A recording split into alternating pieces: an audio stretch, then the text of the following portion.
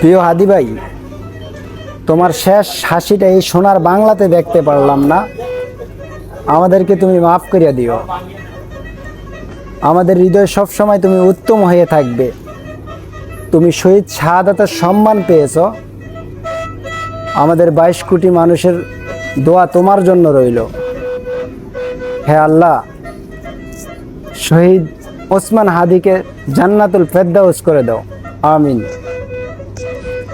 জীবনের সবচাইতে সুনিশ্চিত বিষয় হচ্ছে মরণ, মরতে হবেই, কিন্তু সবচেয়ে অনিশ্চিত বিষয় হচ্ছে দ্য টাইম অফ ডেথ। কখন মরবো, কোথায় মরবো এটা জানি না, তাই না?